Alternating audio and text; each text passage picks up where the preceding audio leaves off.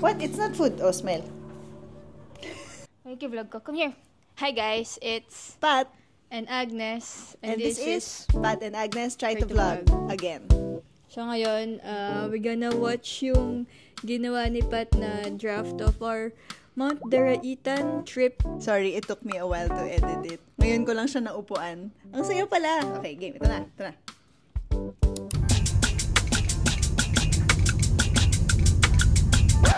Wait lang. So, gusto ko lang sabihin, nalaman lang namin na kailangan ko palang mag-drive. At kailangan namin lahat magising ng 12 midnight at 7 p.m.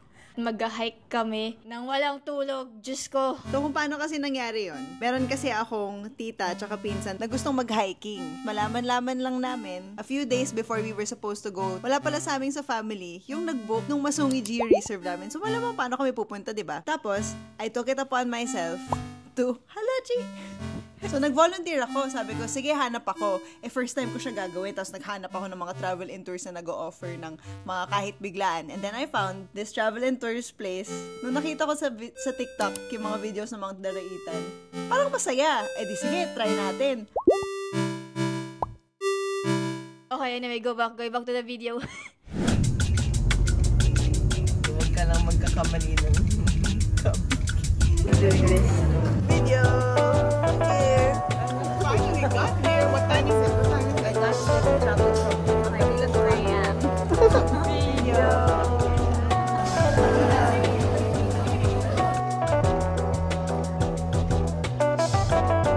Kaya pa? Yeah. Kaya pa. Nakareact na daw yan.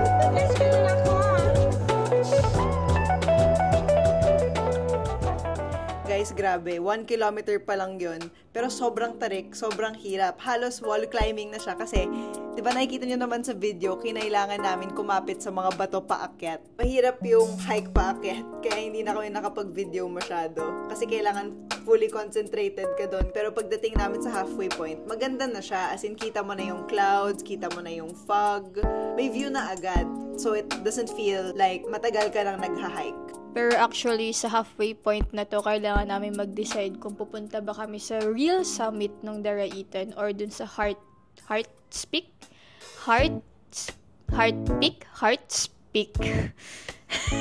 Kasi kung tutuloy pa kami sa pinaka-summit, it's gonna take another 2 to 3 hours of hiking. At this point kasi 2 hours na kaming umaakyat. Tapos nakita ko, since wala ka kami lahat na tulog, I need to decide for everyone. Kasi alam ko lahat sila, tatry pa nila i-push eh. Pero inisip ko, kung i-push namin yung 2 hours pataas, 3 hours din yun pababa. Mas matagal yung baba. Sabi ko, guys, mag-heart speak na lang po kami kasi kailangan pa namin mag-conserve ng energy pababa. So, ayun.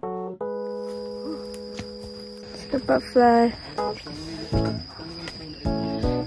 Easter. Happy Easter. Don't worry about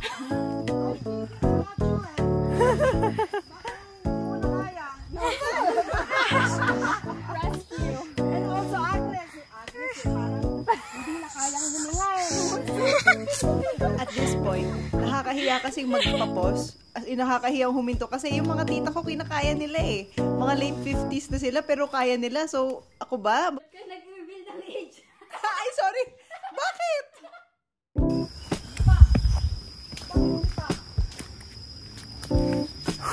Binibidyohan mo ba ako? Ay, Makati ang damo dito, guys. Sa video eh. Ito ko yan. Ano, titakpan yung araw. Dito Ay, sa naku yan. 1, 2, 3.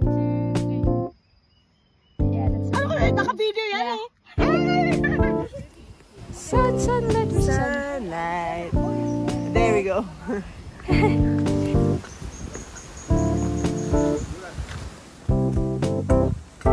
She's outdoorsy. Sabi mo kanina pag sinabi ko gusto Sabi ko ko kay maging... Agnes, kapag sinabi ko gusto ko mag one with nature, ano yung hula mo? Sabi ko, ito. Sabi ko, hindi ito. Hindi ito kasi hindi siya beginner friendly at all. Pero sobrang worth it na pagdating sa Heart Peak.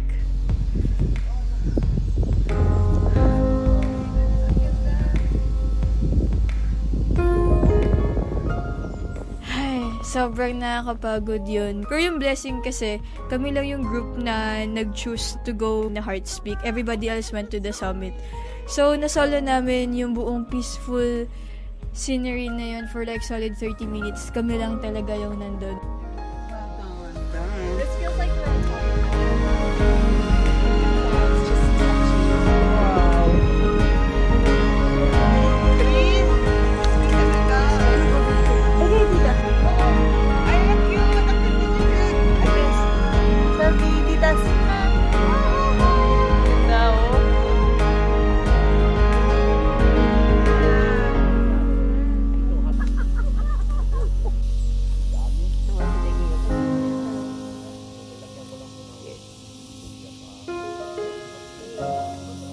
Hindi na ako nakapag-take masyado ng videos nung pababa na kami ng mountain kasi kung gaano kadali sa akin yung paakyat, ganun kahirap yung pababa kasi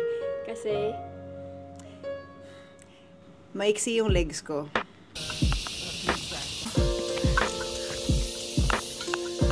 Yes! Dito pa matiti.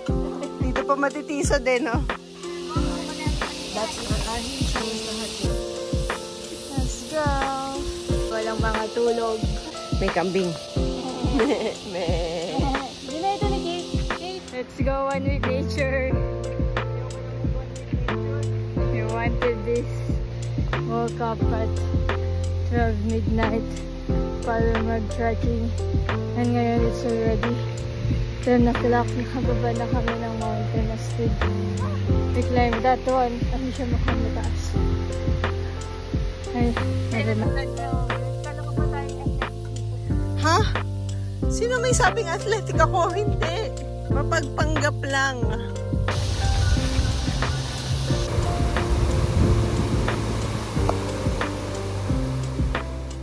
Hindi namin in-expect na sobrang layo at sobrang init pala nung lalakaran namin papunta dun sa sakayan ng mga trike.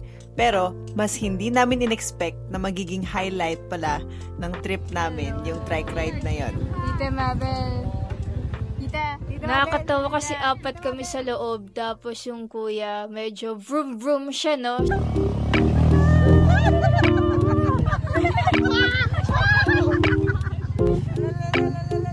So yung feeling namin, medyo roller coaster, experience ride yung buong ride.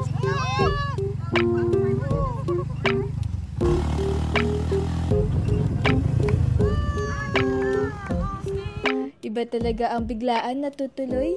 Sana may next part yung ganitong adventure trip natin. If we get a chance na makabook ng maayos sa Masungi, I think yun yung next Patnes Adventure episode. So, or pwede ding itry natin mag-Mount Daraitan ulit, pero yung main summit na. Okay. Ako pa talaga nagsabi. So yun, sana na-enjoy nyo ito bago naming take on vlogging. It's been fun. Any last words? I think, kung magpaplano kayo ng ganyang hiking, iplano nyo rin yung 8 hours of sleep nyo the night before. Ang hirap iraos yung ganong level ng hiking, ng puyat at pagod. So please, bago kayo mag-hike, matulog kayo ng maaga. Yun lamang ang aking advice. So thanks guys sa panonood. Don't forget to hit the like button if you like this video. Don't forget to click the bell button and please subscribe. Ding! Love you guys. See you sa next Patnes. Try to hike. Or try to do whatever. Bye-bye.